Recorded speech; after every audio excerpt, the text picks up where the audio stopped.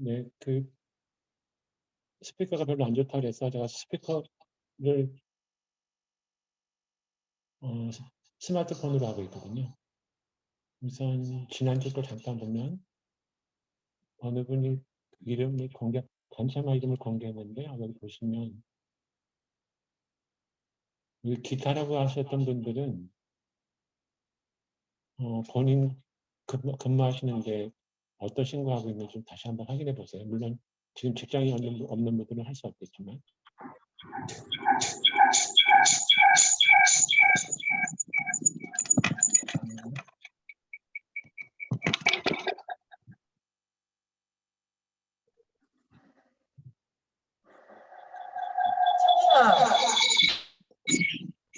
아이고,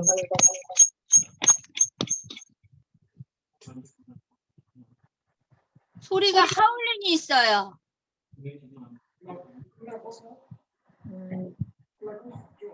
소리가 안 들려요.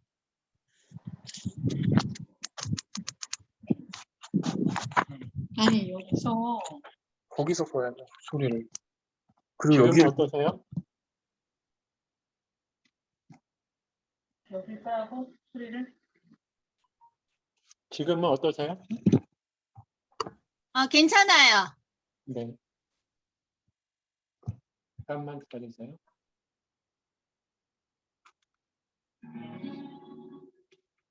페어링을 준비 중입니다. 죄송합니다. 페어링에 성공하였습니다. 다시 말씀드리지만 거기 직장이 없는 분들 빼놓고 여기 기타로 하셨던 분들은 본인 소속하신 데가 어떤 신고를 하고 있는지 한번 확인해 보시고요. 법인세 신고 수익 사업이 없다고 하셨던 없는 분들이 많은데 아마 물리학회는 학회라서 다른 수익 사업이 없을 수 있어요. 근데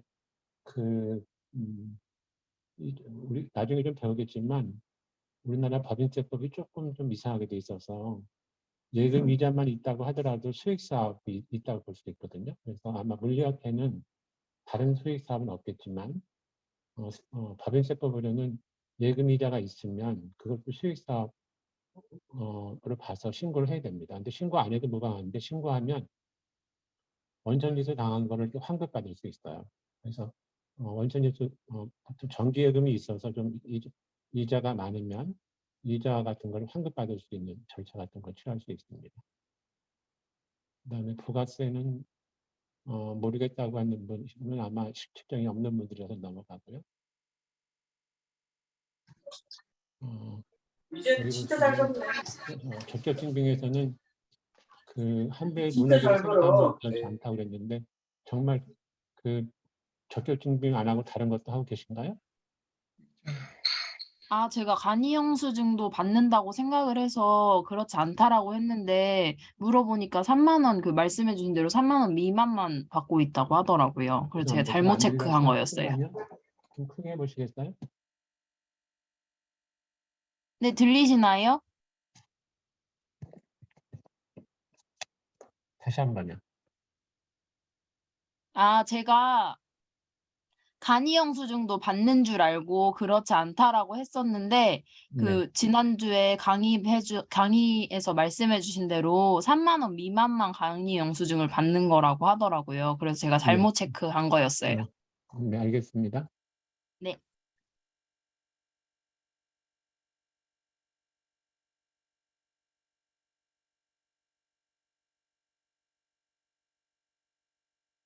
국고보조금 아마 국고보조금이 없는 경우가 많이 있을 테고 다시 이거 구분하고 있다고 체크하신 분들이 계신데 실무에서 제가 보면은 이거 구분하고 계신 분들 거의 진짜 없어요. 구분하고 있는지 다시 한번 확인해 보셔서 구분하고 있다고 하시면 정말 잘하고 계신 겁니다.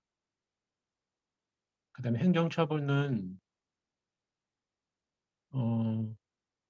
이게 행정처분이 좀 어려운 말인데 그 부작이라는 말이 있거든요. 근데 이제 여기 뭐 세무서에서 세금 고지 발행한 거 이것도 이제 고지인데 이렇게 그때 제가 예로 말씀드렸던 게 우리가 교통 범칙금을 내게 되면 범칙금 고지서를 발행하는 거 그것도 이제 행정처분이 하나인데 행정처분이 이렇게 적극적으로 하는 것뿐만 아니라 행정청이 적극적으로 안 하는 거 그거를 이제 부작이라는 거가 어떤 행위를 하지 않는 거를 말하는 건데 그런 것도 행정처분이라고 얘기를 합니다. 예를 들어서 세금 환급 신청을 했는데 환급을 안 해주는 거 그거에 대해서도 그게 처분이라서 그 환급 안 해주는 거에 대해서 다시 그 구제 절차를 취할 수 있는 그런 것이 있어요. 그래서 행정처분이라는 것을 아마 그 여러분들 그 인터넷 검색해 보시면 이런 거 비슷하게 나올 텐데 그 행정처분이라는 거 한번 생각해 보시고요. 행정심판하고 행정소송은 거의 잘 쓰신 것 같아요.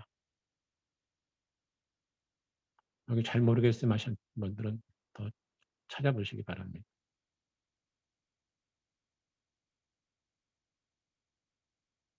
여기는 이게 매입세를 돌려주지 않겠다고 하는 거 이거는 부가세 면세 사업자들은 전부 다 환급을 못 받아서 그 매입세 불공제라고 볼 수 있는데 매입세 불공제는 그러니까 부가가치세 과세 사업자 중에서 그 여기 지금 티움복지전이 가장 잘하신 것 같은데 사업자 등록하기 전에 매입세기라든지 접대비 그다음에 소형 승용차 사실과다른 세금계산 이런 것들은 매입세 공제가 가능한 것들도 안 해주거든요.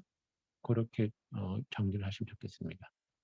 이거는 부가세 과세 사업자의 경우에 해당이 되는 거라서 실제로 부가세 과세 사업이 없으면 여기를 잘 모를 수도 있지만 그냥 상식적으로 이런 것이 있다고 좀 아시면 좋을 것 같아요. 이 정도만 하겠습니다. 그 다음에 오늘도 다시 오늘 배우시는 거가 아직까지 실무보다는 여러분들 이론 기초를 좀 배우는 거라고 보시면 좋겠습니다. 다음 주나 다다음 주부터는 좀 실무 같은 게 나올 텐데 아직까지는 개념 정리 같은 것들을 좀 더 많이 본다고 느꼈어요.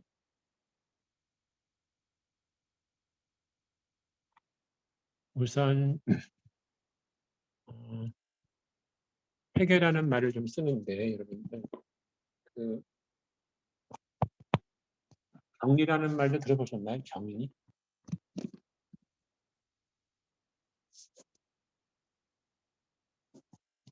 예전에는 그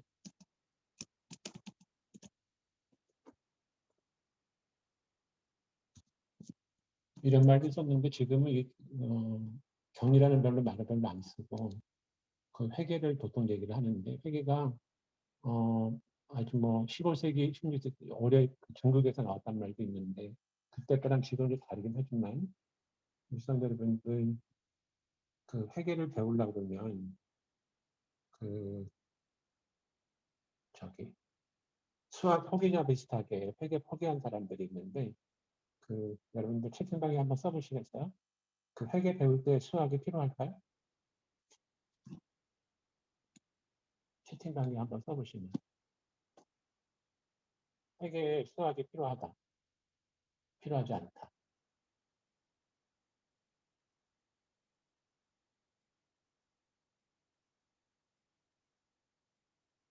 답을 아무도 안 쓰시네.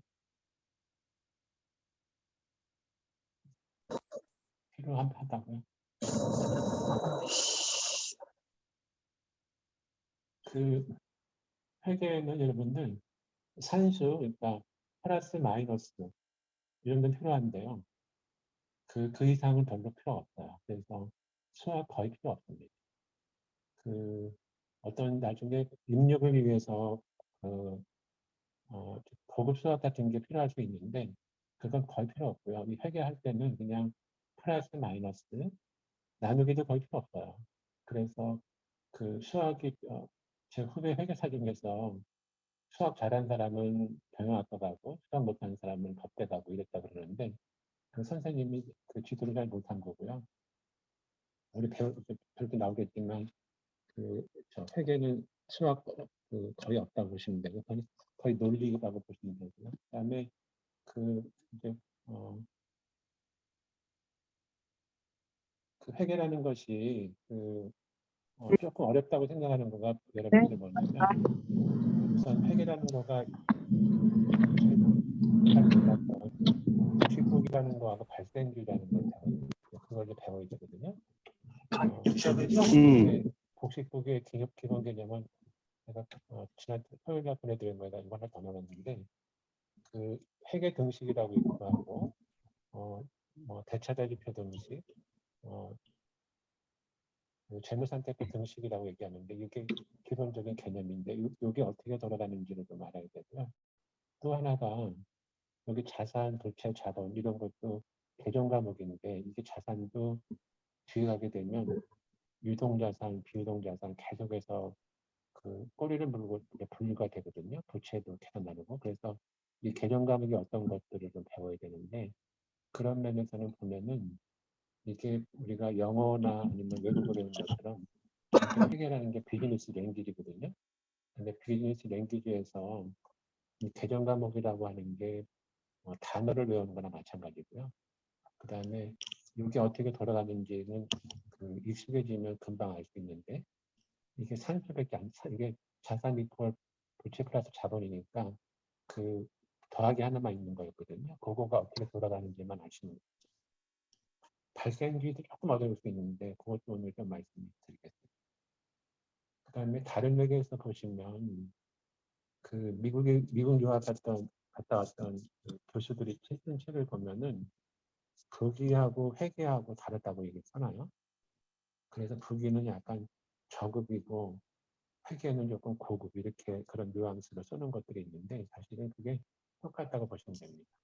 그 부기가 그 장부 기록이라는 말의 그 약자거든요. 장부를 기록한 거의 약자인데 영어로는 부키핑이라고 볼 수 있습니다. 그래서 지금도 그 저기 상공회의소에서 부기 자격증 같은 거 시험을 보는데 제가 그 55년생이고 뭐 67세가 됐는데 제가 제가 상업고등학교 나왔는데 그 상업고등학교 때 보시면 이렇게 상업부기라는 것도 배우고 공업부기도 배우고 은행부기도 배우는데 이게 다 독일에서 일본으로 넘어오고 일본에서 우리나라로 들어간 건데 그 이거를 배우게 되면 회계를 거의 알 수 있어요. 그리고 그게 부기하고 회계가 이렇게 큰 차이가 나는 것이 아니고 이 복식부기 장부를 쓸 때 아까 말씀드렸던 이 공식을 계속해서 이용한다 이렇게 보시면 되겠습니다. 네, 복식부기라는 거는 원래는 이제 그게 우리나라 책에서는 이게 그 개성북이라는 게 있어서 개성북이가 아라비아로 넘어가서 이탈리아로 가서 이렇게 왔다고 얘기를 하는데 그 이게 우리나라에서 나왔던 회계가 논란 개성회계 비밀이라는 게 나왔는데 약간 폄하하는 건 아니지만 우리나라 그 금속 인쇄술이 세계에서 가장 첫 번째라고 얘기하잖아요. 근데 세계적으로는 독일의 그 누구죠? 그 금속활자를 발명했던 사람이 더 유명한 것처럼 그 우리나라가 복식부기 발명했다는 것은 세계에서는 거의 바라지도 않고 세계에서는 1494년에 그 루카 파치올레라는 사람이 그 정리했다고 얘기를 합니다. 근데 아마 이게 그 어떤 분들은 중국에 있던 거가 우리나라도 왔었고 중국 거가 아라비아로 가서 거기서 이태리로 갔을 거다 이렇게 얘기하는 분들도 있습니다. 이거는 뭐 그냥 역사적인 거라고 아시면 되고요. 또 하나 별로 필요가 없는 걸 말씀드리면 그 단식부기하고 복식부기가 있는데 단식부기라는 게 우리가 현금 출납부에서 수입, 지출, 잔액 이렇게 쓰는 것처럼 되어 있는 것들이 있거든요. 근데 이게 한 번 쓰는 것들인데 그러니까 출납장이나 우리 용돈 기입장 같이 쓰는 것들이 우리 출납 때 이렇게 그냥 선생님들이 해서 배우고 이런 것들이 있는데요. 그게 이제 단식부기고요. 복식부기라는 건 뭐냐면 말 자체로 그 하나의 거래에 대해서 두 번 적는 걸 얘기합니다. 단식부기가 영어로는 싱글 엔트리고 복식부기가 더블 엔트리거든요. 그거 어떤 의미냐면 하나의 거래에 대해서 두 번 적는 거예요. 그래서 이게 조금 어렵긴 어려운데 금방 업데이트되면 선생님, 아주 체계적으로 관리할 수 있고 선생님 씩씩거려요. 하나 여러분들 검색해 보시면 괴테하고 복식부기 한번 검색해 보시면 선생님, 괴퇴하고 복식부기 한번 안 들리시나? 괴퇴하고 복식부기 한번 검색해 보실래요? 뭐라고 나오는지?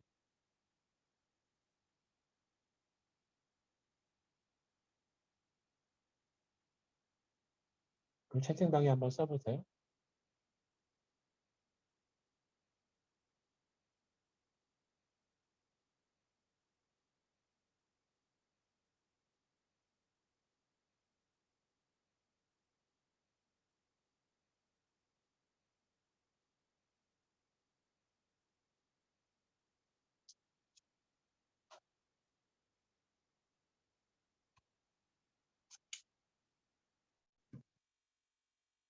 쓰시는 분이 아직 아무도 안 계시네요. 다시 한번요. 괴퇴하고 복식부기 한번 검색해 보실래요? 독일의 유명한 문호 있잖아요. 괴퇴하고 복식부기.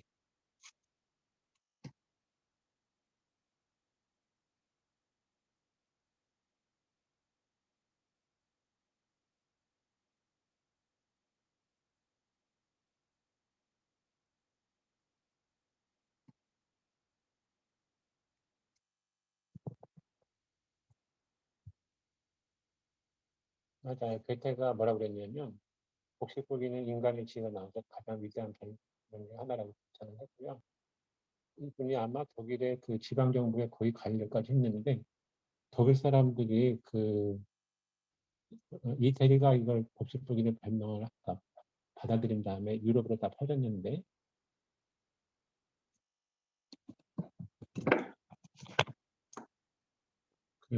유럽에서 복식부기를 잘하는 나라가 보면은 독일도 잘하고요. 그 다음에 영국도 잘하는 것 같습니다.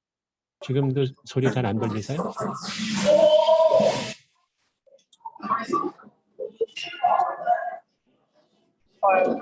잡음이 들려요.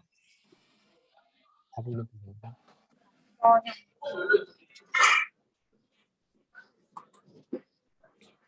선생님, 다른 분들 음소거 좀 해주시면 안 될까요? 그래서 다른 들리는 거 분들이요? 아닌가요? 잠깐만. 네, 선생님 빼놓고 다른 분들이 음소거 안 되신 분이 몇 분 있는 것 같은데, 그래서 자꾸 잠깐만요. 잡음이 들릴 것 같아서. 네, 좀 기다려 보세요.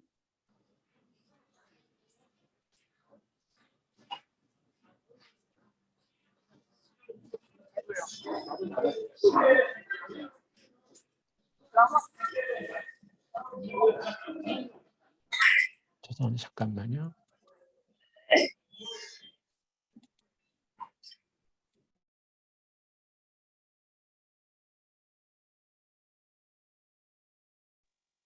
지금은 어떠세요?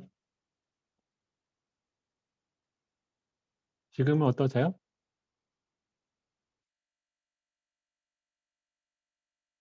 네. 우리가 배우는 거는 이제 복식부기라고 보시면 되고 이것도 쓸데없는 걸 제가 갖다 넣어놨는데 그 숫자가 이렇게 여러 가지가 있었잖아요. 여러 가지가 있었는데 동양에서 이렇게 한자를 썼고 로마는 예전에 이런 로마 숫자를 썼고요. 그다음에 인도가 이런 아라비아가 썼는데 그 책을 보면은 유럽에서 이태리에서도 12세기, 13세기에 이 아라비아 숫자를 썼는데 처음에 이걸 쓸 때에는 법원에서 이거는 위조가 가능하다고 해서 못 쓰게 했다고 그래요. 근데 이게 더 로마 숫자보다 훨씬 편해서 지금은 13세기부터 이태리에도 이걸 쓰게 됐고 지금 뭐 거의 월드와이드로 숫자는 다 이거를 쓰는데 유럽도 12세기, 13세기 처음 쓸 때는 기존 세력들이 좀 저항들이 많았다고 합니다. 아라비아 숫자는 여기 제가 말씀드렸던 거 그런 것들이 되고요. 그다음에 그 세법상의 복식부기라는 걸 보면은 우선 보시면 그 영리법인은 법인세를 계산을 해서 내야 되는데 영리법인은 무조건 복식부기로 장부를 만들어야 됩니다. 그다음에 비영리법인은 법인세법에 뭐라고 되어 있냐면 수익사업을 하는 법인, 비영리법인, 그러니까 법인세법에서 관심이 가지고 있는 건 뭐냐면 비영리법인이 수익사업을 하게 되면 법인세를 내라 이렇게 돼 있거든요. 그래서 비영리 법인 중에서 수익 사업을 하게 되면 복식부기로 만들어라 이렇게 돼 있어요. 근데 법인세법에는 비영리 법인에 대해 비수익 사업에 대해서는 아무 얘기를 하지 않고 있습니다. 근데 이제 상속세 및 증여세법에 가면 거기 상증세법상의 공익법인에 대해서는 복식부기로 장부를 작성하라고 이렇게 돼 있어서 저기 비영리 법인보다는 공익법인이 범위가 좀 작게 되는데 상증세법상의 공익법인이 해당이 되면 복식부기를 하게 돼 있어요. 그다음에 이제 법인 말고 개인을 보게 되면 개인들의 경우에는 규모가 작은 업체들은 조그만 규모가 작다는 얘기가 뭐냐면 매출액이 좀 적은 것들 거기는 단식부기를 할 수가 있고 규모가 일정 이상 되면 복식부기라고 하게 돼 있습니다. 그래서 여기서도 여러분도 혹시 검색해 보시면 복식부기 의무 사업자 이렇게 한번 검색해 보실래요? 그러면 복식부기 의무자가 되게 되면 여기 정확하진 않은데 업종별로 농업이나 뭐 이렇게 하는 데는 3억 원 이상이 되는 복식부기 정보를 만들어야 되고 서비스업 같은 경우는 1억 5천 이런 부동산 임대료 때는 7,500만 원 그다음에 의사나 변호사 이런 데들은 금액과 관계없이 복식부기 장부를 만들게 되어 있습니다. 그리고 이제 간편장부라는 게 뭐냐면 우리가 얘기하는 그 단식부기 장부라고 보시면 됩니다. 요약해서 말씀드리면 법인들은 대부분 무조건 복식부기에 의한 장부를 만들게 돼 있고 개인 사업자들의 경우에는 규모가 좀 큰 데들은 복식부기도 장부를 만들어야 되고 규모가 적은 그러니까 매출 금액이 적은 데들은 단식부기를 할 수가 있게 돼 있습니다. 그리고 이제 또 하나 문제가 뭐냐면 이게 좀 오래된 거지만 우리나라에서 비영리법인 설립 및 운영에 관해서는 이 부처별로 이제 각 규칙들이 있는데 거기서 요구하고 있는 것들은 뭐냐면 여기 실적 및 계산서 이런 것들이 뭐냐면 복식부기에 의한 것이 아니고 단식부기에 의한 것이에요. 그래서 현실적으로는 어떻게 되냐면 비영리 민간단체라고 해서 주무관청이 없는 것들은 해당이 없지만 비영리 법인들의 경우에는 이 주무부서에 낼 때는 실적 및 결산서 이런 것들을 단식부기에 의해서 내게 돼 있고 그다음에 상증세법상에 의해서 결산서를 공시할 때는 복식부기를 또 다시 만들어야 되기 때문에 이중으로 만들게 되는 그런 좀 불편함이 있습니다. 그런데 복식부기를 알게 되면 이렇게 만든 걸 가지고 이렇게 세법에서 의해서 바꾸는 것을 할 수가 있는 거죠. 그래서 복식부기를 좀 하게 되고요. 또 하나가 여기 보시면 제가 퀴즈에다 넣어놨었는데 여기 재산 목록이라는 게 있는데 재산 목록이라는 것은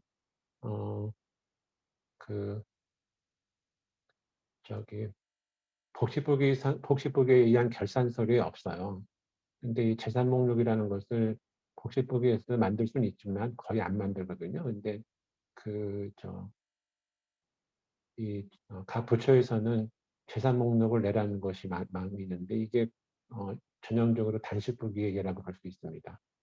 그다음에 이제 자산증감 사유를 보시면 감사원하고 선관위 같은 데는 좀 내라고 돼 있고 나머지는 거의 안 내고요. 그다음에 사원이동 현황이라는 것을 거의 안 내도록 돼 있는데 이것도 조금 말씀을 드리면 재단법인은 사원이라는 게 없거든요. 재단법인은 사원이 없는데 사단법인의 경우는 사원이 있는데 원래는 정확하게 하려고 그러면 연말마다 정회원이 몇 명인지 어떻게 변했는지 이런 것들을 사단법인 스스로 정리를 해서 가지고 있는 것들이 좀 필요합니다. 우리 회계랑 좀 관계없는 말씀을 좀 드리면 각 정관마다 좀 다를 텐데요. 정회원 그다음에 준회원 후원회원 여러 가지가 있을 수 있는데 정회원, 후원회원, 준회원 이런 것들을 명확하게 구분을 해서 회원 관리를 좀 명확하게 할 필요도 있고요. 예를 들어서 사원총회 1년에 한 번씩 하는 때는 그 회원 중에서 누가 참석을 해야 되고 몇 분이 이상이 되고 이런 것들도 명확하게 좀 해볼 필요가 있습니다. 그다음에 이제 비영리회계는 조금 전에 말씀드렸듯이 여기 있는 보고서가 단식후기 보고서 그것도 아니면 예산회계에 의한 보고서 되는데 세법에서 요구하는 것은 복식후기에 의한 것을 요구하기 때문에 그거를 조정하는 게 좀 어려울 수 있고요. 그다음에 또 하나가 중간층 공무원들이나 비영리법인들이 이사들이 회계에 관한 지식이 거의 없어서 중간층별로 요구하는 서류가 달라서 실제로 비영리법인에 근무하는 분들이 이중으로 장부를 이중 장부가 아니라 보고서를 2번 만든다든지 이런 것들이 하고 있고요. 또 하나 제가 작년부터 이 무료 강의를 하고 있는 이유가 뭐냐면 이게 비영리 쪽이 이게 약간 서된 말로 말씀드리면 돈이 별로 안 돼서 그런지 세무사나 회계사들이 또 거의 잘 몰라요. 그래서 세무사나 회계사들 중에서도 이 비영리를 아는 사람들이 별로 없거든요. 그래서 어떤 면에서 보면은 이 비영리가 일종의 특수회계거든요. 특수회계가 영리 쪽에서는 은행이나 보험 이런 게 굉장히 어려운데 비영리회계가 그렇게 어렵진 않지만 처음 접하는 사람들은 좀 어려울 수 있어요. 그런 것이 있습니다. 그다음에 시중에 깔려있는 프로그램들도 거의 영리 프로그램이라서 영리회계 프로그램들이 대부분이고요. 비영리에 관한 것이 있긴 있는데 그렇게 수요가 많지 않아서 그런지 좋은 것들이 별로 없거든요. 그래서 영리회계 프로그램들을 그냥 쓰다 보니까 비영리에 맞지 않는 이런 어려움도 좀 있습니다. 잠깐만요.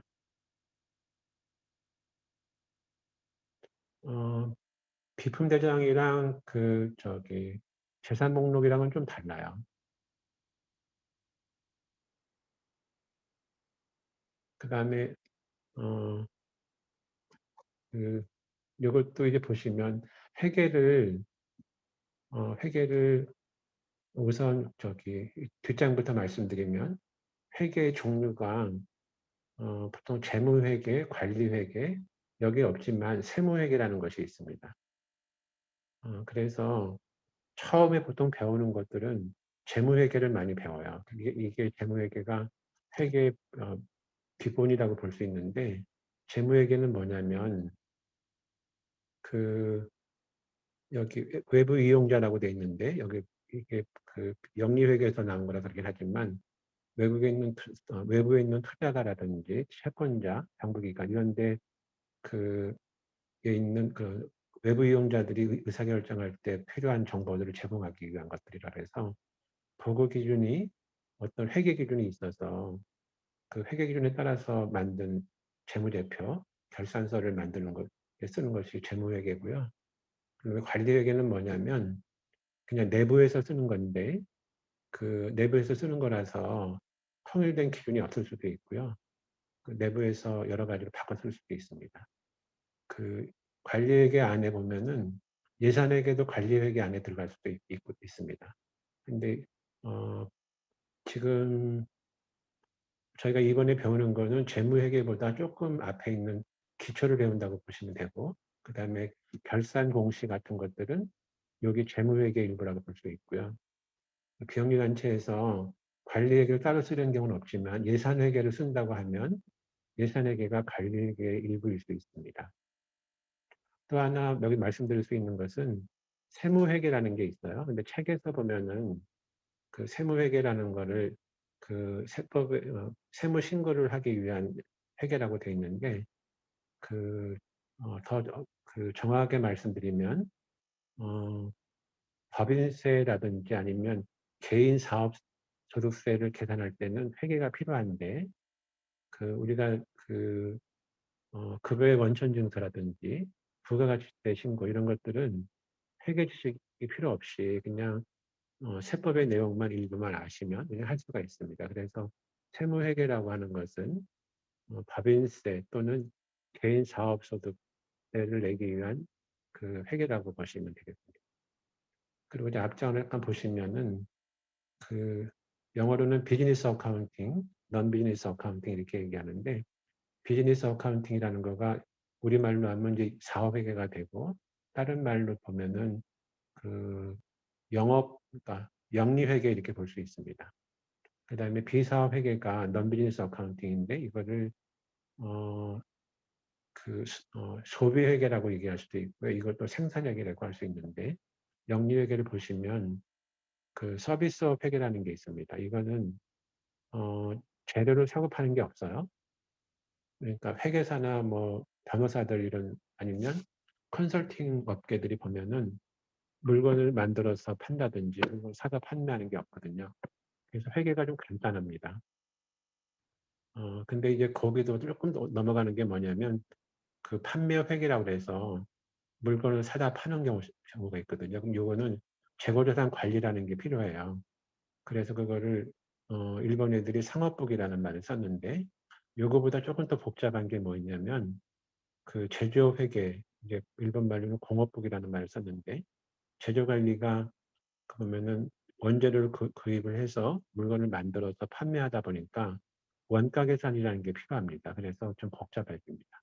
그래서 회계를 배울 때는 서비스업 회계 배우고 상업 회계 배우고 공업복 회계 이렇게 배웠고요. 특수 회계가 뭐 은행업 회계 아니면 보험업 회계 이런 것도 있을 수 있습니다. 근데 이제 non-business 어카운팅에서는 크게 정부 회계도 비영리 회계라고 얘기를 하는데 이거는 넓은 의미에서는 비영리 회계인데 정부 회계는 좀 우리 순수한 비영리 회계랑은 달라요. 근데 이 비영리 회계가 아직 제가 볼 때는 별로 정립이 안 됐다고 보고요. 미국도 보면은 1970년대 중반부터 미국의 어느 브로컬 시티가 파산을 하면서 이 정부 회계가 중요해지면서 non-business accounting 또 1970년대 중반부터 이제 관심을 받게 됐고 우리 MPO나 뭐 NGO 회계들도 1980년대부터 관심이 받게 됐는데 지금도 제가 보면 완전하다고 볼 수는 없는 것 같아요. 영리걸 가져와서 했긴 했는데 비영리 쪽에서 창출하는 어떤 효과나 이런 뭐 성과 이런 것들은 회계에 반영이 안 되거든요. 그런 한계가 좀 있습니다. 그 다음에 말씀드리고 싶은 거는 잠깐만요. 여기다 하나 더 놨을 텐데 안 넣었네. 죄송합니다. 여기 하나 안 넣어놨는데요. 나중에 나올 수도 있는데 비영리 회계가 비영리 단체가 두 가지가 있는데 하나가 타입 A, 타입 B가 있습니다. 이거 미국의 학자가 얘기하는 건데 타입 A는 뭐냐면 학교 회계나 병원 회계 비슷하게 수혜자로부터 요금을 받는 회계가 있어요. 그래서 그런 타입 A 회계는 영리 회계랑 거의 비슷해요. 물론 학교나 병원들도 수혜자로부터 받는 요금 가지고 운영이 어려워서 기부금 같은 것도 받긴 하지만 기본적으로 서비스를 받는 수혜자들로부터 대가를 받기 때문에 회계가 영리회계랑 비슷한데 타입 B라고 하는 것은 뭐냐면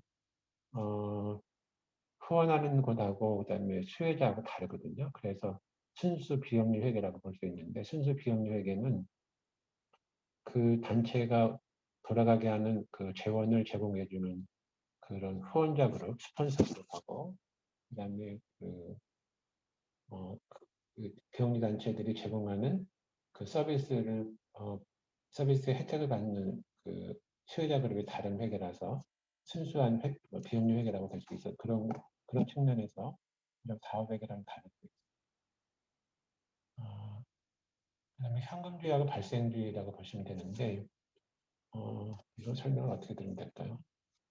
우선 현금주의는 뭐냐면 여기 써 있는 것처럼 현금이 돈을 받으면 그때 이게 인식을 하고 현금이 나가면 그때 현금 나갔을 때 지출하고 이렇게 하는 방식이 있습니다. 여기 수익 비용이라고 얘기를 썼는데 수익 비용이라는 말보다는 정확하게는 수익 지출 이런 한자를 모르겠는데 이게 우리말로는 수입이거든요. 그러니까 돈이 들어온 거를 수입이라고 그러고 나간 걸 지출. 그래서 수입이 많으면 이게 현금이 증가할 거고, 지출이 많으면 현금이 감소할 거거든요. 근데 회계에서는 수입 지출이라는 말을 쓰질 않고 수익 비용이라는 말을 써요. 그래서 이게 꼭 같지는 않습니다. 수익 비용, 영어들은 다른데요. 여기 보시면 현금주의는 현금이 들어온 시점에서 잡고 현금이 나간 시점 잡고 이렇게 되는 건데 이제 문제가 되는 것들이 뭐냐면 현금하고 현금 들어온 시점하고 물건을 판매한 시점이나 똑같으면 관계없는데 이게 다를 경우에 좀 문제가 있을 수 있어요. 예를 들어서 외상으로 판매를 했으면 현금주에서는 돈이 안 들어왔으니까 인식을 안 하거든요. 근데 외상으로 팔았으면 그 물건을 물건값은 아직 안 들어왔지만 저 미수금을 잡거든요. 그게 이제 발생주의가 됩니다. 그 다음에 또 밑에 거는 뭐냐면 물건을 샀을 때 현금으로 줬으면 그때 현금으로 지급했을 때의 지출을 잡으면 되는데 이 발생주의가 또 어떤 게 있냐면 물건을 외상으로 사는 경우가 있거든요. 영리기업에서 재료나 이런 것들을 외상으로 샀다가 뭐 한 달에 한 번씩 결제해주기도 하고 하는데 그렇게 되면 현금이 안 나갔으니까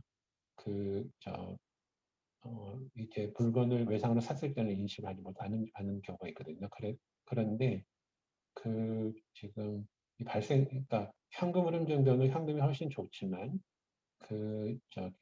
정확한 손익 계산을 위해서는 현금주의보다 발생주의가 훨씬 좋다고 얘기를 합니다. 그래서 좀 빠르지만 여러분들 이렇게 말씀드릴까? 지금 재무제표가 발생주에서 생기는 것들이 재무상태표, 손익계산서, 자금변동표가 있는데 이 세 가지는 발생주의를 만들어요. 그리고 현금 흐름표 이거는 현금주의를 만듭니다. 그래서 여기 지금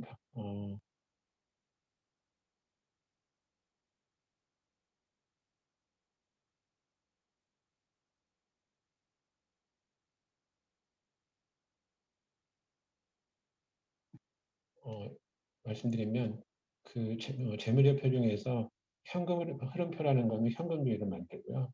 발생주의에서 만드는 것들이 재무상태표, 예전 말로 말씀드리면 대차제표표, 손익계산서, 비용리 쪽에서는 손익계산서가 아니고 운용성과표라고 만드는데 그다음에 자본변동표 이런 것들을 발생주의로 만들게 됩니다.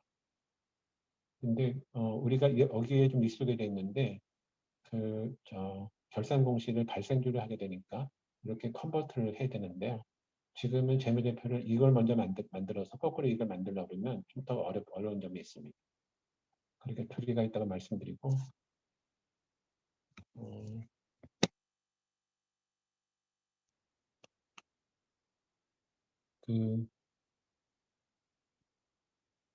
요거는 설명들을 조금 그냥 나중에 한번 찾아보시면 좋겠어요. 이게 발생하고 인식 이게 너무 이론적인 용어라서 그런데 이런 수입 비용 대응의 원칙이 말하고 하면서 찾아보시고요. 그 다음에 자본적 지출하고 수익적 지출 이런 것도 좀 찾아보시기 바랍니다. 하나 더 그냥 여러분들 말씀드리면 감가상각이라는 말 혹시 들어봤나요? 감가상각이 뭔지 한번 채팅방에 써보시겠어요?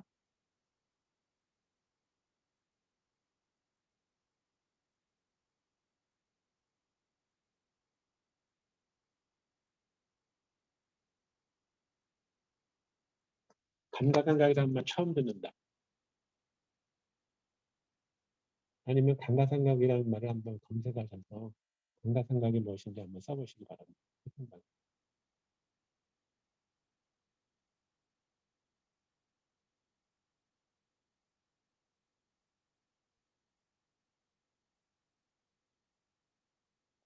네, 저희는 그렇고요. 또 다른 자산을 갖다 또 다른 거. 실제로 단체에서 감가상각을 하시나요?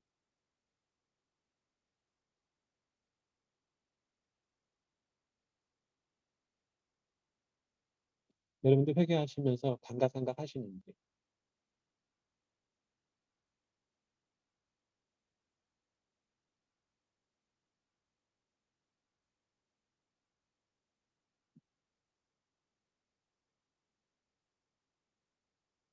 이것도 아까 말씀드린 거 보시면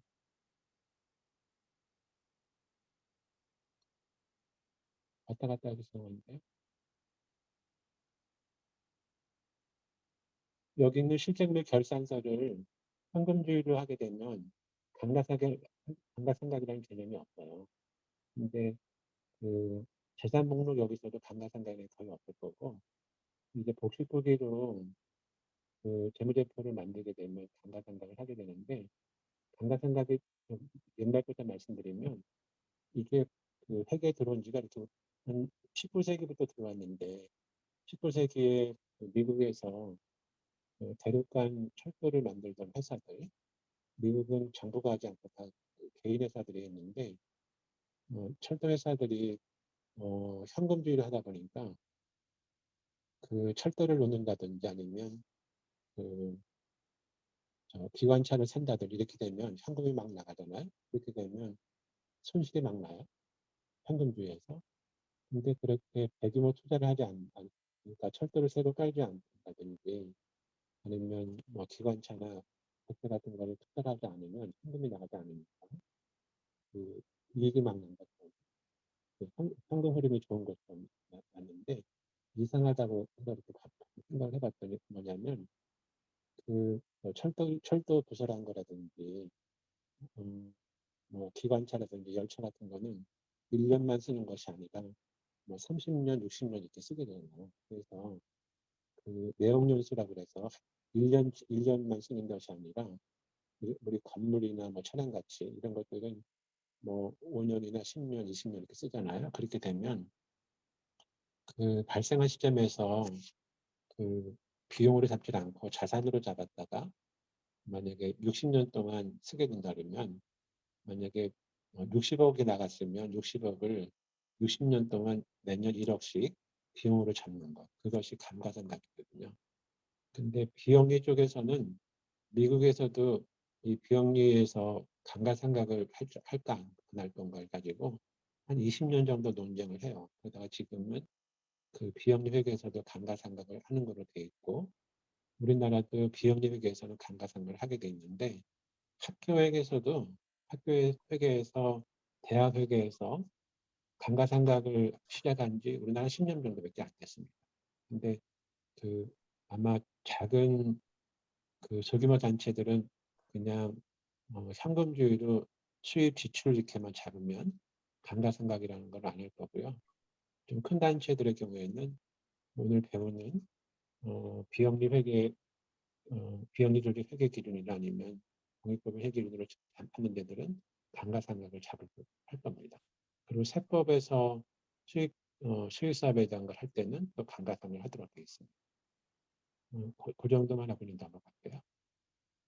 그 다음에 그 수익 비용의 개념을 다시 말씀드리는데 현금주의에서는 이렇게 물건 돈이 들어오면 수익, 돈이 나가면 지출 이런 말을 쓰고 그렇게 해서 만드는 거가 현금 흐름표라는 걸 만든 거고 손해계산서는 그 수입이라는 말을 안 쓰고 레비뉴 익스펜스라는 말을 써서 좀 다르게 쓰는데 수익 비용에서 차감한 거를 이익이라고 얘기하고 손익계산서 그다음에 재무상태표 이렇게 만들고 참고적으로 법인세에서는 그 수익 비용 이런 말도 안 쓰고요.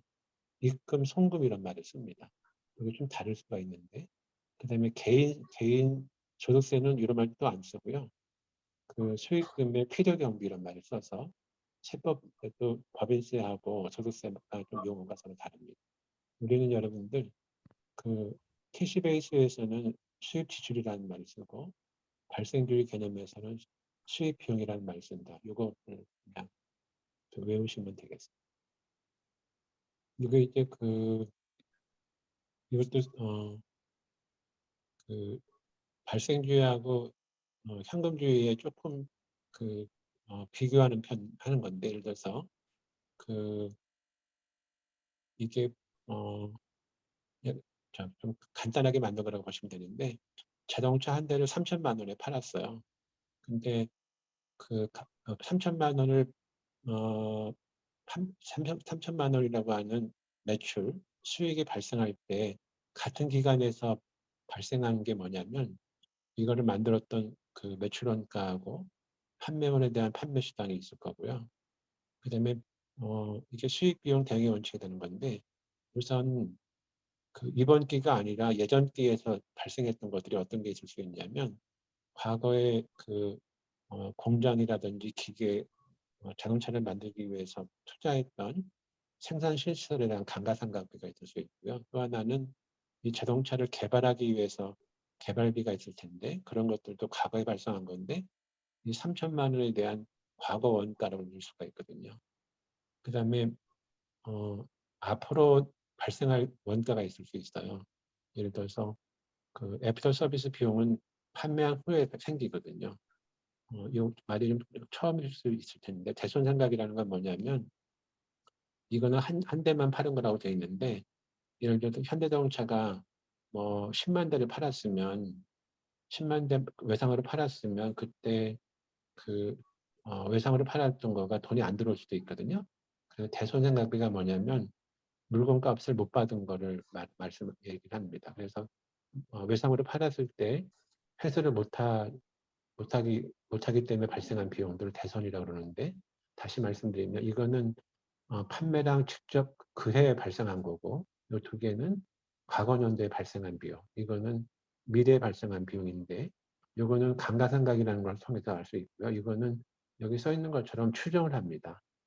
발생주의 회계라는 거는 추정이라는 개념이 있어서 현금주의보다 조금 더 어려울 수 있어요. 그래서 여기는 3천만 원 매출이 있었는데 그 이번 기의 원가는 2,200만 원이고 과거 원가가 5만 원, 앞으로 발생 원가가 80만 원. 그래서 전체가 2,285만 원이고 이익은 이만큼 됐다. 근데 현금이 얼마라는 건 여기서는 알 수 없습니다. 감사해요. 그다음에 이제 회계 기간이라는 말씀을 좀 드리는데 그 완이어 룰이라는 게 있어요. 우선 말씀드리면 이것도 채팅방에서 말씀을 좀 드릴 텐데 여러분들은 결산은 1년에 한 번 하나요? 아니면 그 매주 하나요? 아니면 한 달에 한 번 하시나요? 아니면 6개월에 한 번 하시나요?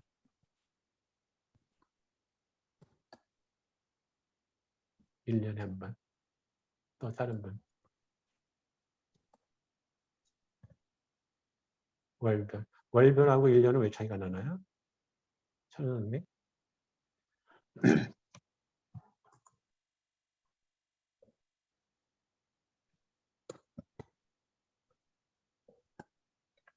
그 월별이 아마 그러니까 월별로 하는 것들은 그냥 내부에서만 보실 거고요. 1년 하는 거는 외부에서 보고하는 이렇게 보고가 바뀔 거예요. 근데 우선은 그 이것도 설명드리면 좀 오래 기간이 되는데 그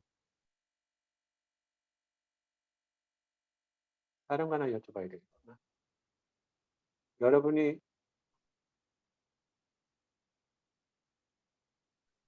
여러분이 그 근무하고 계시는 그 단체는 몇 년까지 존속할 것 같아요? 10년 아니면 30년?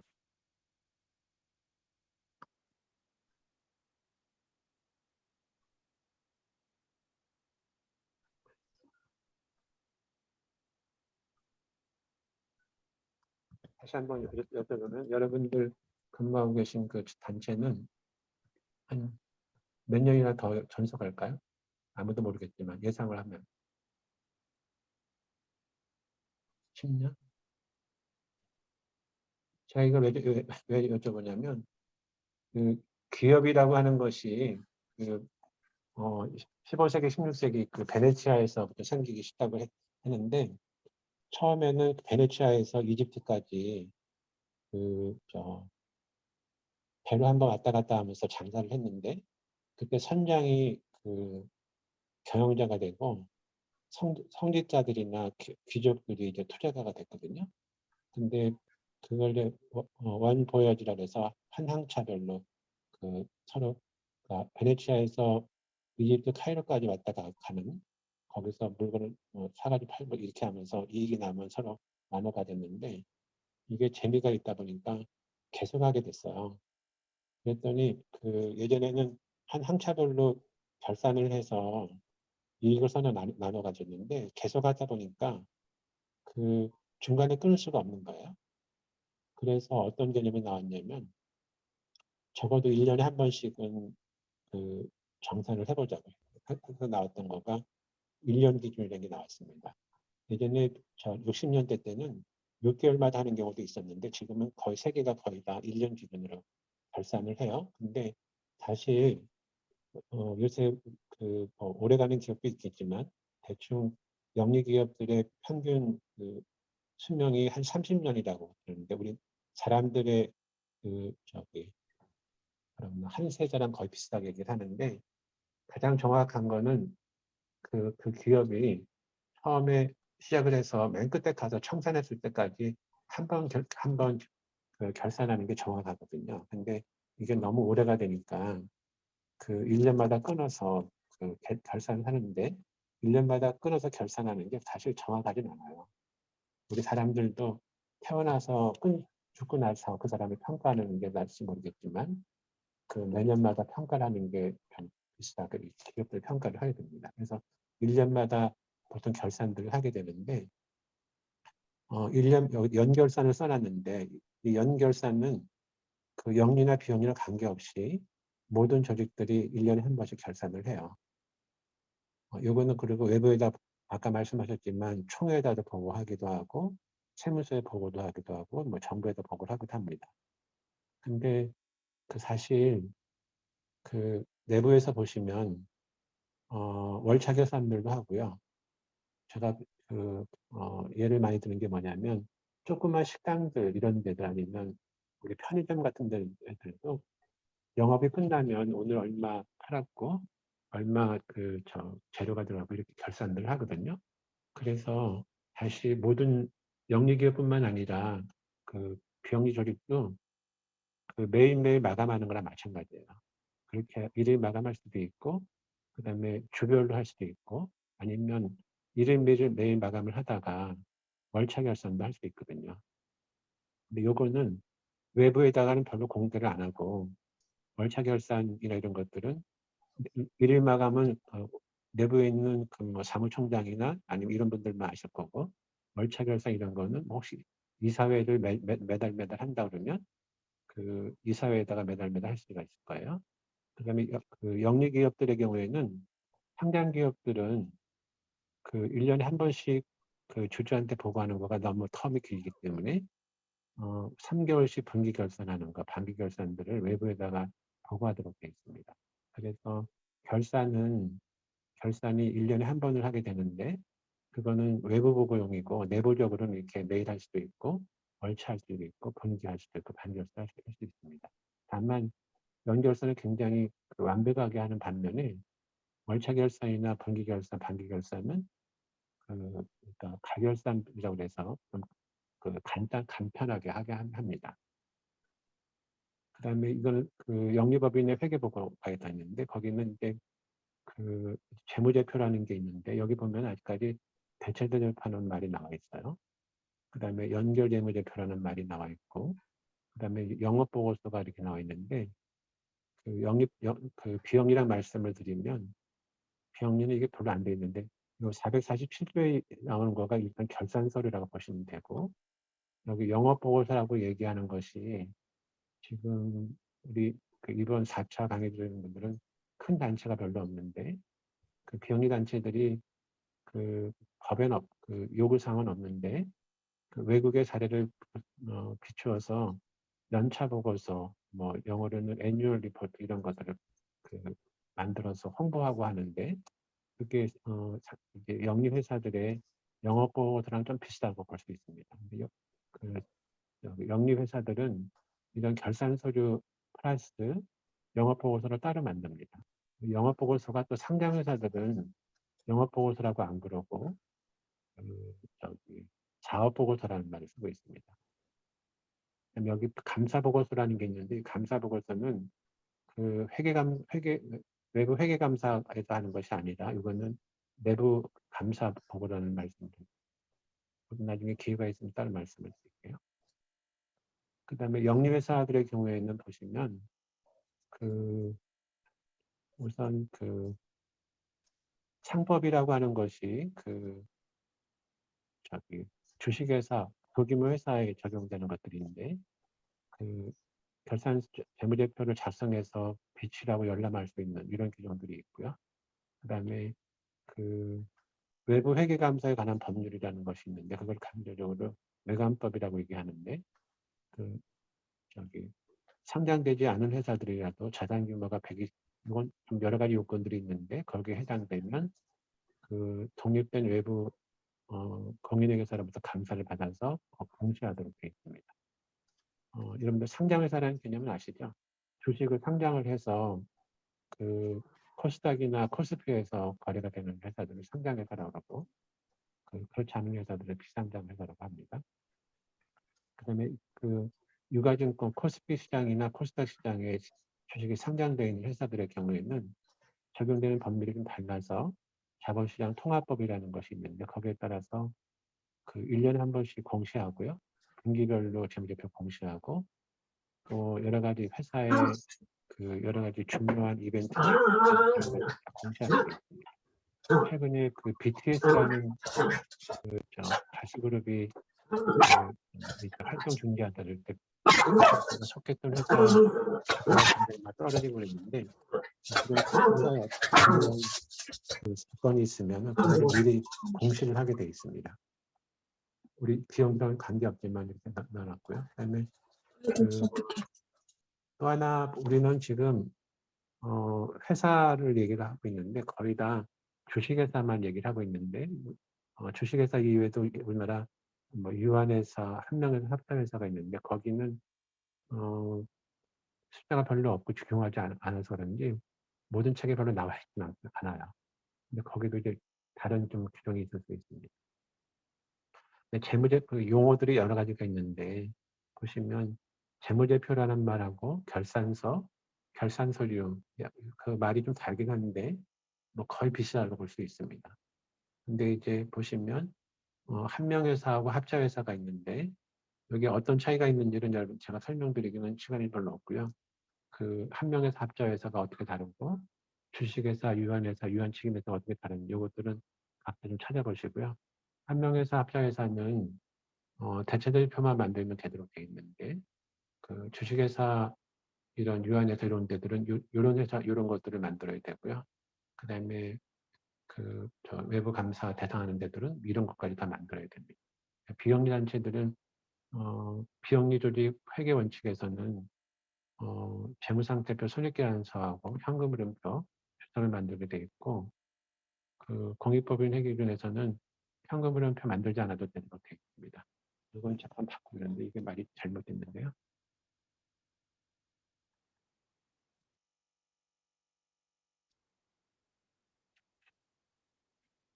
이거는 잉여금인데 잘못됐습니다. 뒷장도 아마 그런 것 같은데요. 잠깐만요.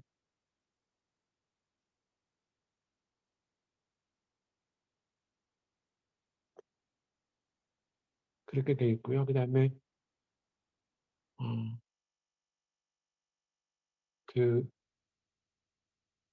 재무제표라는 말이 영어로는 Financial Statements에서 복수자가 들어가 있는 건데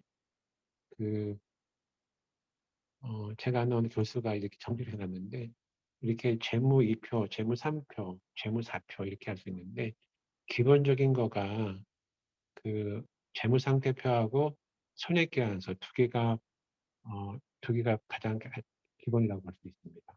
거기다가 현금흐름표를 넣으면 재무 3표가 되는데 이것도 굉장히 중요한 거라고 볼 수 있고요. 그 다음에 자본변동표가 있는 거 이게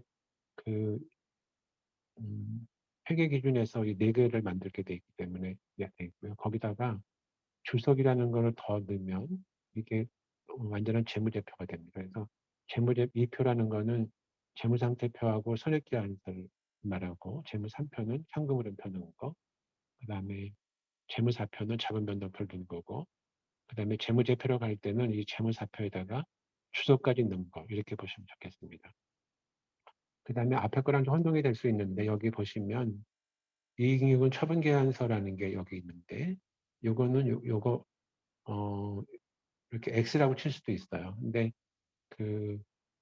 요 표를 보시면 이익잉여금 처분계산서라고 하는 거는 여기 재무제표에 올라가 있지 않거든요. 근데 상법하고 법인세법에 의해서는 이것도 반드시 만들도록 되어 있습니다.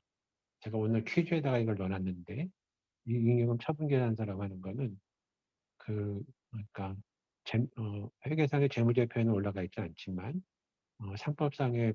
상법하고 법인세법에서는 별도로 작성하도록 하고 있는 것이 되어 있고요. 그다음에 이 제조원가 명세서하고 계정만 부산 명세서는 재무제표는 아니지만 이제 세부 내용으로 해서 작성들을 하는 것들인데 공개하지는 않습니다.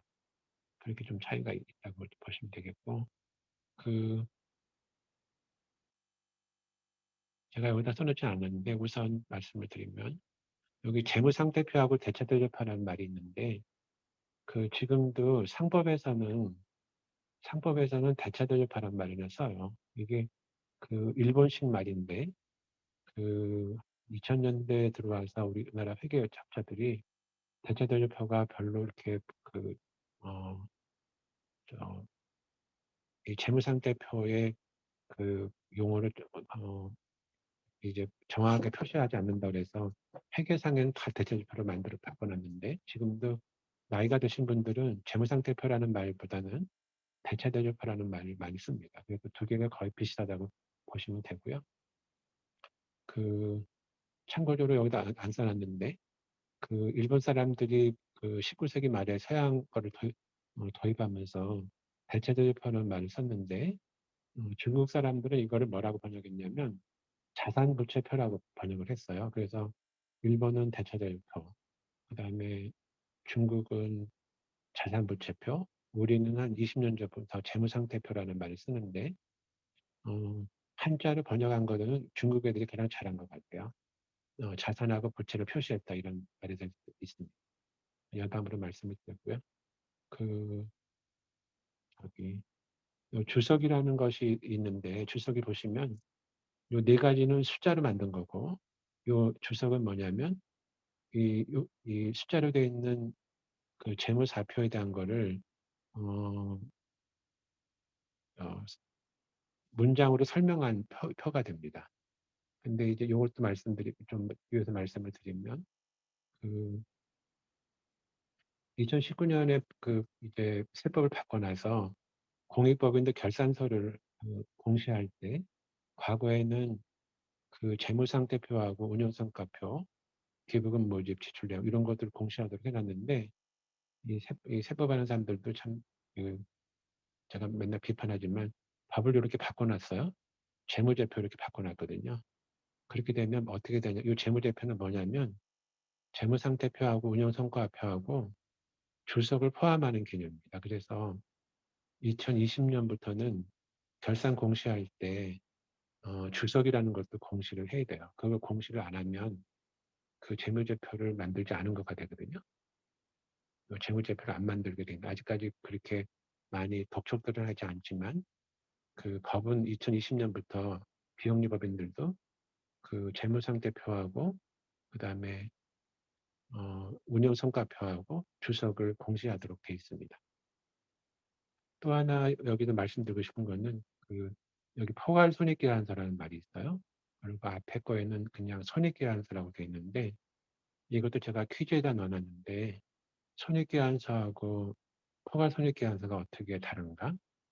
이것도 좀 어려운 개념인데 손익계산서는 당기순이익까지만 표시한 거고요.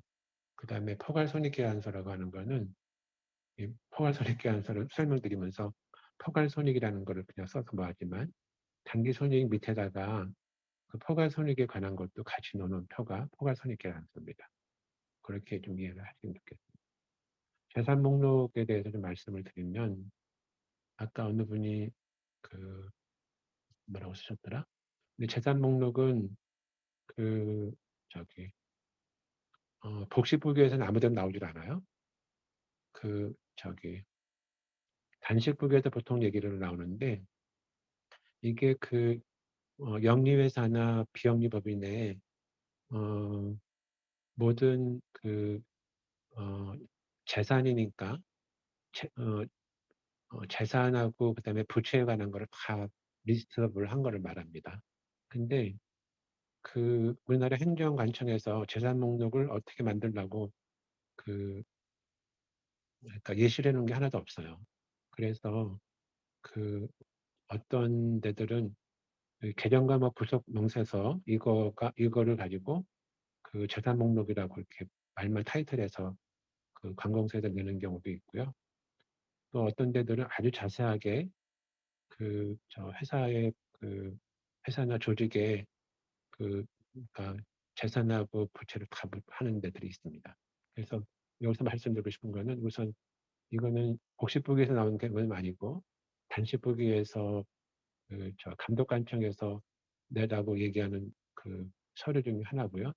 또 하나가 아까도 잠깐 보시면 알겠지만 회계에서는 재산이라는 말을 쓰지 않고 자산이라는 말을 써요. 근데 재산하고 자산이 좀 다릅니다. 그리고 이제 또 하나 여기서 그냥 메모를 써놓으시면 저기 법률가들은 어떤 말을 쓰냐면 적극재산, 소극재산 이런 말을 써요. 근데 적극재산이 회계상의 자산이랑 비슷하고 소극재산이라고 하는 거가 회계상의 부채랑 좀 비슷합니다. 다른 것도 다시 말씀드리는데 민법 이런 데서는 재산이라는 말을 쓰는데 회계에서는 재산이라는 말을 거의 안 쓰고 자산이라는 말을 쓰고 자산하고 재산이 조금 다를 수 있어요. 이건 좀 어려운데 이거는 우선 어떻게 볼 수 있냐면 재무제표가 이제 재무제표하고 손익계산서가 나와 있는데 이 재무제표는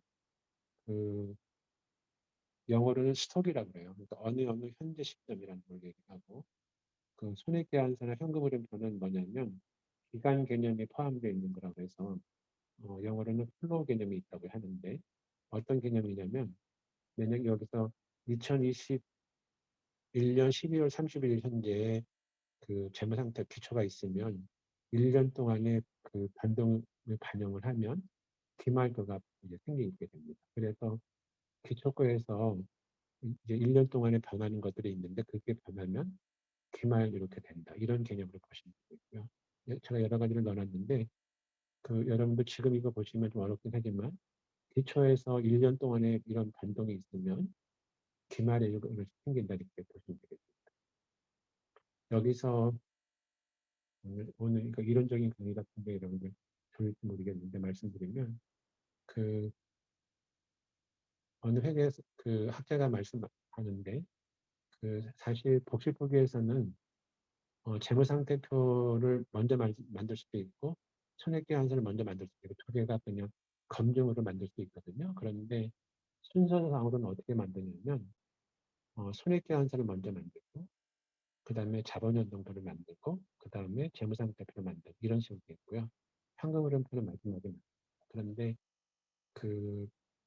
여러분들 아직 배우진 않았지만 복식부기 이중 체크하는 개념을 보면은 어느 쪽을 두 개를 만들어서 맞춰볼 수 있는 기능이 있거든요. 그래서 어느 거나 먼저나 만들어도 되는데 논리적으로는 손익계산서를 먼저 만들고 자본변동표를 만들고 그 다음에 재무상태표를 만들고 있습니다. 이것도 거의 똑같은 개념이고요. 그 다음에 아까 말씀드렸지만 비영리법인, 공익법인들 경우에는 2020년부터 재무상태표와 운영성과뿐만 아니라 주석도 같이 공시를 해야 된다 말씀 다시 한번. 그 다음에 조금 여러 개념이 나왔는데 여러분들 개별 재무제표하고 별도 재무제표, 연결 재무제표라는 게 있습니다. 그게 이제 어떤 의미냐면 아까 상법 얘기로 잠깐 나왔는데요. 여기 보시면 대통령으로 정하는 회사는 연결 재무제표를 만들라고 돼 있거든요. 그게 이제 여기 와서 보시면 여러분들 좀 들어봤을지 모르겠지만 제가 이 강의를 준비하면서 생각했던 것이 이제 국민은행이나 아니면 우리은행이나 하나은행 같이 우리나라 금융그룹들은 예를 들어서 금융지주회사라고 해서 지주회사가 있고요. 그 밑에 은행도 있고 보험회사도 있고 여러 군데가 있거든요. 그러면 금융지주회사가 밑에 있는 자회사를 다 하나로 합쳐서 재무제표를 만드는 것, 그거가 연결재무제표예요. 예를 들어서 LG 같은 경우도 LG 지주회사가 있는데 LG 지주회사 밑에 여러 회사들이 있는데 그것들을 하나로 합쳐서 만든 것들이 연결재무제표입니다. 여기 번지점 합산액이라고 제가 써놨는데 연결재무제표랑 좀 비슷할 수 있어요. 이게 어떤 얘기 말씀드리냐면 다시 이제 국민은행을 말씀드리면 정확하진 않지만 국민은행이 우리나라 국내에 국외는 일단 빼놓고 국내에 지점이 한 200개, 300개가 있을 거거든요. 그러면 국민은행 자체의 그 재무제표는 본지점 거를 다 합쳐서 하나를 만드는데 그렇게 하고 나서 그 국민지주 할 때는 다시 연결재무제표 만들게 되는데 그 국민은행만 보면 그 본점하고 각 지점들이 있는 거를 다 합산을 한 다음에 그 내부 거래는 다 제거를 시켜요. 그렇게 하는 거가 본지점 합산액이라고 그래서 저희가 젊었을 때는 요것만 배웠어요. 근데 지금은 이제 그 국민지주 밑에 국민은행이 있고 뭐 국민손해보험, 국민카드 여러 회사가 있는데 법인격이 다른 회사들이 있거든요. 그런 것들을 법인격이 다른 것들도 다 합쳐서 하나를 만드는 거가 연결재무제표가 됩니다. 그렇게 되고 여기 개별재무제표, 별도재무제표는 조금 어려운 개념인데 그 국민은행이 혼자 재무제표를 발표하는 경우가 있거든요. 그때 만드는 거는 개별재무제표고 별도재무제표는 연결재무제표를 만들기 위해서 만든 거가 그 별도재무제표인데 이 두 개에 조금 차이가 있긴 있어요. 근데 요거는 그냥 개별로 공시할 때 쓰는 거고 요거 별도재무제표는 연결재무제표 만들기 위한 그 용이라고 보시면 되는데 퀴즈에 제가 이걸 넣어놨는데 더 자세한 것들은 인터넷에 한번 검색해 보시기 바랍니다. 이 컴바인드 재무제표도 써놨는데 이건 어려워서 그냥 스킵하겠습니다. 그래서 비영리법인들의 경우에는 영리법인들은 연결재무제표를 만들 수가 있는데 비영리법인들은 우리나라는 연결재무제표 개념이 없어요. 그래서 서로 따로따로 만듭니다. 제가 그냥 이름도 말씀드리면 올해부터 기아대책이라고 하는 비영리단체의 그 비상금 감사를 하고 있는데 거기를 보면은 사회복지법인이 있고 사단법인이 있고 또 재단법인이 있거든요. 세 개가 거의 다 그 한 곳에서 하고 있는데 법률상으로 따로 떨어져 있거든요. 근데 이제 미국식으로 하게 되면 그 세 개를 합쳐서 하나를 만들어야 됩니다. 연결재무제표를 만들어야 되는데 우리나라는 그런 규정이 없어서 따로따로 보고를 합니다. 비슷한 데가 굿네이버스도 보면은 법인격이 별도 있는 데가 4군데가 있는데 그게 미국식으로 연결식 재무제표 하나 되면 하나를 만들어서 내부 거래는 다 빼고 만들어야 되는데 우리나라는 아직 그런 것이 없고요. 그 비영리 쪽에서 보면은 본부가 있고 밑에 여러 지부가 있을 수 있거든요. 그런 경우는 본지점 합산을 해서 하나만 만들도록 하는 것이 그 결산 공시에 나오는 것들이라고 볼 수 있겠습니다. 그다음에 이제 비영리 쪽을 보면은 오늘은 이렇게 약간 만만 얘기를 하는데 공익법인 회계기준하고 비영리 조직 회계기준이 2018년도에 만들어졌는데 이거는 그 외부 보고를 위한 목적이 되고 이거는 약간 강제성이 있고요. 이거는 강제성이 별로 없습니다. 그다음에 그 비영리 쪽에서 쓸 수 있는 것들이 그 사학기관 요즘 대학에서 적용되는 것들이고 그다음에 이거는 의료법인들한테 적용되는 거 그다음에 사회복지법인은 보건복지부가 만든 것이 있는데 이런 것들은 대외 공시를 쓸 수 있겠지만 근본적으로는 제가 보면은 감독관청을 위한 것들이 좀 많아요. 근데 또 하나 차이가 이 두 개는 복지법이 시스템으로 돼 있고 사회복지는 아직까지 복지법이 시스템이 돼 있지 않아서 사회복지법인들이 좀 어려운 거는 뭐냐면 상속세 및 증여세법에서 공시를 할 때 그 요 두 군데는 그 요거에 의한 걸 만들지 않아도 되는데 사회복지법인들은 사회복지법인용으로 그 보고용으로 하나 만든 다음에 결산 공시하기 위해서 이걸 따로 또 만들어야 되는 그런 불편함들이 있습니다. 여기 참고적으로 국가배기를 넣어놨는데 국가나 지방자치단체들도 한 15년 전부터 복식국에 의한 것들을 만들어서 검토를 합니다. 그다음에 재무제표 작성이라는 건 뭐냐면 보통 이게 비영리법인들을 보면은 회계 전문가가 없어서 회계감사 나가는 회계사들이 재무제표까지 만들어주고 그러는데 원칙적으로는 재무제표는 누가 만들어야 되냐면 단체에서 만들어야 돼요.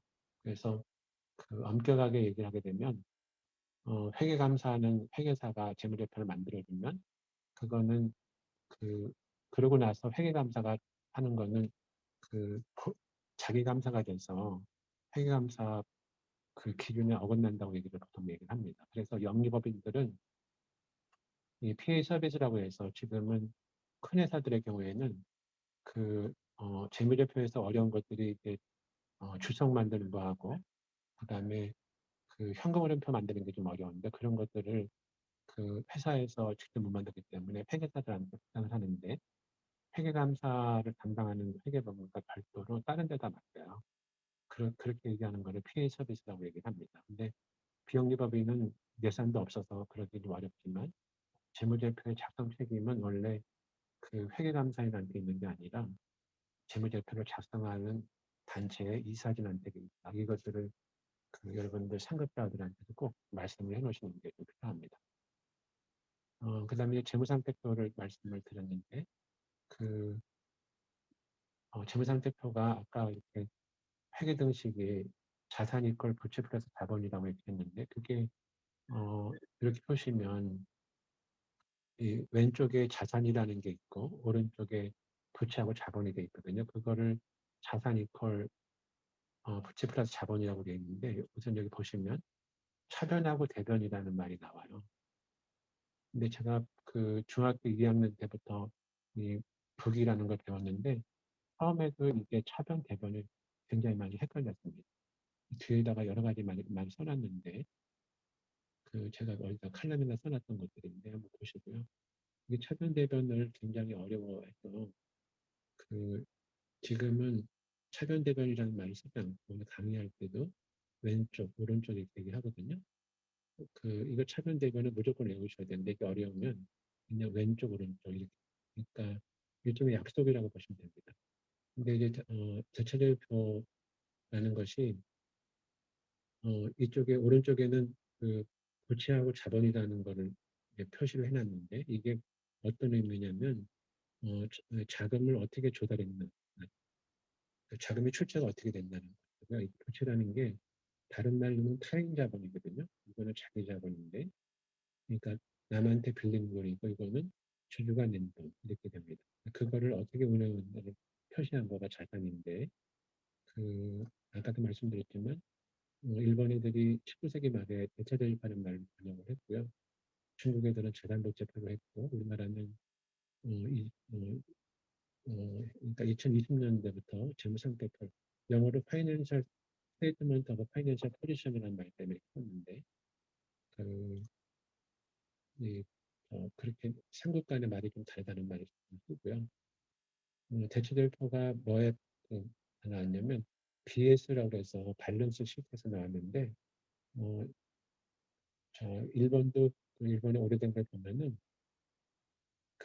밸런스 시트를 번역하는 말이 한 20개 정도가 있었는데 마지막으로 종착되는 게 대차대표가 되는데 밸런스 시트라는 것은 번역하면 대차대표라는 말보다는 잔액표 이런 말이 더 정확할 수 있습니다. 이거는 나중에 시간 되면 다시 말씀드릴게요.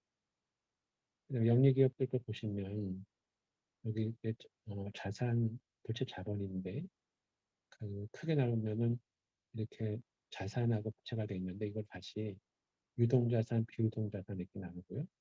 부채도 유동부채, 비유동부채 이렇게 나누고 합니다. 그러니까 재무상태표는 여기다가 기업 이름을, 조직 이름을 쓰게 돼 있고, 여기다가 언제 현재라는 걸 쓰게 돼 있고, 여기다가 금액 단위를 쓰게 돼 있고.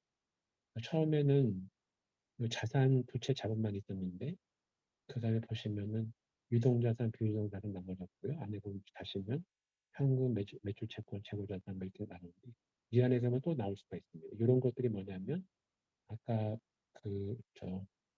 단어 같은 게, 그러니까 개정 과목이라고 있는데 이런 것들이 개정 과목이 하나들이라고 보시면 되고 이런 개정 과목들을 아셔야지만 재무제표를 이해할 수 있는 것 같습니다. 참고적으로 여기 유동자산, 비유동자산, 여기 유동부채, 비유동부채가 있는데 이거는 어떤 뜻이냐면 1년 이내에 현금화가 되면 유동자산이고 1년 이내에 현금화가 안 되는 건 비유동자산. 이쪽에 유동부채는 1년 이내에 갚아야 할 부채는 유동부채, 1년 이후에 갚아야 할 부채는 비유동부채 이렇게 됩니다. 비영리 쪽에서는 자본이라는 말을 쓰지 않고요. 그 순자산이라는 말을 씁니다. 여기 차변대변이라는 말을 썼는데 그 차변대변이라는 거는 그 원래 이렇게 영어로는 덱터, 크레디터 이런 말에 내서 이렇게 왔고요. 우리나라는 차변대변을 쓰는데 일본은 차방대방이라는 말을 쓰고 중국은 차변대변 다 쓰고 차방대변 다 씁니다.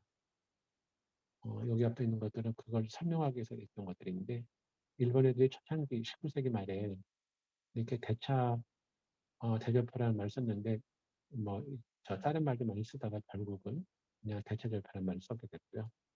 아까도 말씀드렸지만 오른쪽 왼쪽 이렇게 써도 되고 좌변 우변 이렇게 써도 좋습니다. 이제 자산이라는 거 아까 말씀 잠깐 드렸는데 자산하고 자산이 훨씬 더 큰 개념인데 자산 안에 재산도 들어갈 수도 있고 채권도 들어갈 수도 있고 권리도 들어갈 수 있습니다. 부채도 채무보다 좀 넓은 개념이라고 보시면 되고요. 저는 이렇게 그러니까 회계학 책에서 자산이 뭐다 그렇게 설명하는 거 그게 너무 어려워서 표시는 안 했는데 그 회계학 그 용어를 보시면 자산에 대한 정의 같은 게 있고요. 부채 같은 정의가 있는데 그 정의보다는 실무하시면서 아시는 게 더 좋다고 볼 수 있고요. 아까 말씀드렸지만 여기 1년 이내에 현금화가 되면 유동자산이고 1년 이내에 현금화가 되지 않은 것은 비유동자산인데 아주 오래전에는 서양 애들도 비유동자산이라는 말을 쓰지 않고 픽스드 어셋이라는 말을 썼습니다. 그래서 오래된 회계책에 보시면 비유동자산이라는 말을 쓰지 않고 고정자산이라는 말을 쓰고 있습니다. 부채도 유동부채, 비유동부채 이렇게 쓰고 예전에는 유동부채, 고정부채이라는 말도 썼습니다. 그 다음에 여기 무형자산, 유형자산은 어떤 의미냐면 보이는 거 보이지 않는 그런 개념이고 화폐성 자산은 화폐로 환산할 수 있느냐 아니면 토지, 건물, 자동차 같이 일단 한번 사면 그 토지로 환산할 수 없는 것들 이렇게 구분들도 합니다. 그 다음에 개정 과목들이 아까는 여기 보시면 간단하게 현금 이렇게만 나와 있는데 제가 이거 하면서 개정 과목 해설표를 하나를 추가로 드릴까 하다가 너무 양이 많아서 안 드렸는데 보시면 여러분들 지금 회계할 수 있겠지만 이렇게 자산 계정에 보시면 현금, 보통예금, 당좌예금, 상품 이렇게 쭉 있고요. 여기 보통예금도 여러분들 하나만 쓰는 게 아니라 계좌가 10개 있을 수 있잖아요. 그렇게 다시 서부가 또 나올 수 있습니다. 이게 자산 계정 예시고요. 그다음에 자산 평가 그것도 좀 어렵긴 어려운데 지금 일반적으로는 회계는 여러분들 그냥 예를 들어서 자동차를 2천만 원 샀다 그러면 취득 원가에 따라서 하긴 합니다. 근데 취득 원가라만 하는 것이 아니라 커런트 밸류라고 그래서 시가로 계산할 수 있거든요. 시가도 두 가지가 있습니다. 하나가 현행 제조달 원가로 해서 10년 전에 4천만 원 샀던 거를 지금 얼마에 살 수 있을까를 해서 재료들 원가로 하는 방식이 있고요. 또 하나는 지금 팔면 어떻게 얼마에 받을까 이렇게 하는 방식이 있어요. 근데 일반적으로는 여러분들 취득 원가를 많이 하게 되고 비영리 쪽에서 그 좀 어려움이 있는 거는 뭐냐면 물건을 현금으로 사고 그런 건 관계없는데 그 기부금 같은 거를 저 물품으로 받았으면 그 물품을 그 그러니까, 그러니까 금액으로 표시를 하게 되거든요. 금액을 표시할 때 그 어떻게 표시할 것인가에 하는 이슈가 있는데 그거는 거기가 이제 이 현재 가격을 할 때 어느 으로 살 건가 이슈가 있는데 이것도 나중에 자세히 배우겠습니다. 그다음에 좀 어려운 걸 써놨는데 현금에게는 현금이 왔다 갔다 하니까 현금을 알 수가 있는데 복식후기가 되면 그 이제 이런 측정이 얼마인가 하는 거 굉장히 어려울 수 있거든요. 근데 이 측정을 가지고 이제 장난칠 수가 있습니다. 그런데 여기다가 분식에게 회계부정 이런 말을 좀 써놨는데 이것도 퀴즈에다가 긁어놔서 잠깐 말씀을 드리면 분식에게 회계부정이라는 거가 횡령이랑 좀 달라요. 횡령이라는 거는 몇 개월 전에 나왔던 여러분들 보면은 뭐 오시탄 임플란트라든지 최근에 또 어떤 데가 우리은행에서 그 일한 관계의 돈을 뭐 십몇 년 동안 몇백억씩 빼갔다 이렇게 하는 그런 거는 횡령이 되는데 이 분식회계나 회계부정이라고 하는 거는 이제 그러니까 현금을 가지고 도망간 건 아니고요. 그 보고 자체를 조금 매니플레이트한 것 그런 것들을 분식회계 회계부정이라고 합니다. 사실 비영리 쪽에는 그렇게 많지는 않지만 영리 쪽에는 이 분식회계가 많이 있을 수 있는데 그 분식회계가 영리 쪽에서 많이 생기는 것들이 뭐냐면 적자 회사들의 경우에는 적자를 표시하면 은행들이 대출금을 회수하고 막 이러거든요. 그러기도 하고 뭐 주가가 떨어질 수도 있기 때문에 적자 난 기업들이 적자가 아닌 것처럼 표시하는 것들 그런 것들이 분식회계의 대표적인 것들이고 이 분식회계라는 말은 일본식 회계고요. 일본식 말이고 이 어카운팅 프라우드라고 얘기하는 거는 미국식인데 두 개가 거의 비슷합니다. 우리나라에서 회계 부정으로 분식회계도 큰 떠들썩했던 게 여러 가지가 있는데 최근에 가장 컸던 거는 한 5, 6년 전에 대우조선이라는 회사에서 그 분식회계 회계 부정이 있어서 굉장히 큰 논란들이 있었는데 결국 분식회계 회계 부정하고 횡령이랑 좀 다르다는 걸 여러분 인식하고 부채에는 여러 가지 과목들이 있는데 병리에서는 이쪽 거 별로 안 쓸 거고 선수금이나 아마 퇴직금의 충당금, 미지급금 이런 정도만 쓸 수 있을 것 같아요. 충당부터도 시간상은 넘어가고요. 그다음에 그 영리기업들은 그 자본금이라는 말을 쓰는데 비영리법인들은 자본금이라는 말을 쓰지 않고 그 순자산이라는 말을 씁니다. 예전에는 2018년 전에는 그 여러 가지로 복잡한 뭐 이렇게 자본금 이런 걸 다 썼는데 2018년에 공익법인 회계기준하고 비영리 회계기준이 나온 거는 거의 표시가 이렇게 기본 순자산, 보통 순자산, 순자산 이렇게 다 텀이 됐어요. 학교법인들 좀 다르다고 말씀드리고요. 손익계산서는 가장 간단한 거가 이렇게 왼쪽에 수익이 나타나고 왼쪽에 비용이 나타나는 것들인데 영리기업들은 이렇게 매출액에서 원가를 빼고 판매할 때는 이런 식으로 표시를 하기도 하고요. 그다음에 그 비영리 단체는 공익화도 회계기준에서는 사업수익, 사업비용, 그래서 사업비용을 빼고 나서 그다음에 사업의 수익 뭐 이런 것들을 차감하도록 되어 있습니다. 이거는 나중에 더 배우기도 하고요. 포괄손익계산서에서 이거 제가 나눠드렸던 건 없는데 손익계산서, 포괄손익계산서가 어떻게 다른가에 대해서는 그 블로그에 올라가 있는 것이 하나 있는데 이게 지금 회계 기준들을 설명을 드려야 되는데 그러니까 그 단기 손익까지 표시하는 거가 손익계산서고요. 그다음에 이 단기 손익 다음에 포괄 손익까지 표시하는 거가 포괄 손익계산서인데 이게 상장회사들에 적용되는 한국체육 국제 회계 기준이라는 게 있는데 거기서 그 둘 중에 하나를 선택할 수 있게 돼 있어서 그 예를 보시면 그 여기 손익계산 연결 손익계산서 하나 만들고 그다음에 포괄 손익계산서 하나 이렇게 만드는 경우도 있고요. 또 어떤 데들은 이 두 개를 합쳐 만들어서 연결 포괄 손익계산서라고 만든 데가 있어요. 그게 그러니까 여기는 단기 손익까지만 만들고 포괄 손익계산을 만들었는데 이 두 개를 합쳐서 만든 거 그것이 연결 포괄 손익계산서인데 보시면 여기 있는 그 이 기타 포괄 손익이라는 것이 있는데 그것까지 표시 안 되는 거 보시면 되겠습니다.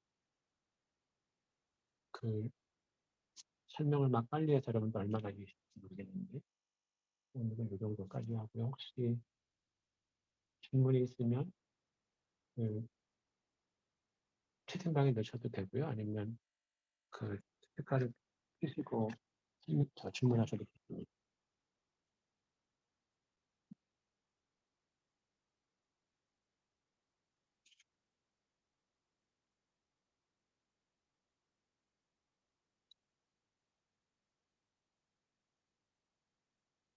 질문은 없나요?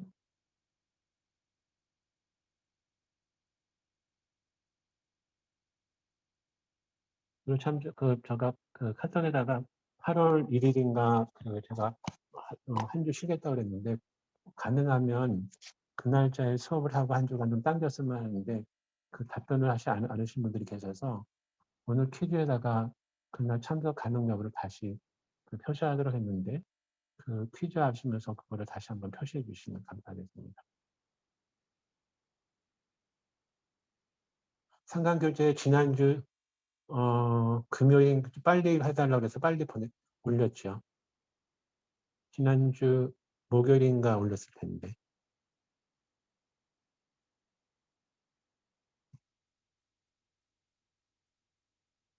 다른 질문이 없으면 혹시 상강교재 카톡을 지금 못 받으신다고 그러시면 다시 말씀하시면 다시 올려드릴게요. 그 교재가 좀 빨리 보고 싶다는 분이 있어서 지난주 수요일인가 목요일 날 올려드렸습니다. 다른 수업 없으면 오늘 여기까지 하고요. 좀 이따가 퀴즈를 올려드리겠는데 가급적이면 여러분들 좀 피곤하시더라도 오늘 퀴즈까지 하시는 게 훨씬 더 편하실 수도 있어요. 물론 금요일 저녁까지 하시면 되지만 앞으로는 금요일 날 24시간 마감하고 더 연장하지 않도록 하겠습니다. 저녁까지 수고 많으셨습니다. 오늘 수업 여기까지 하고요. 나가셔도 좋습니다.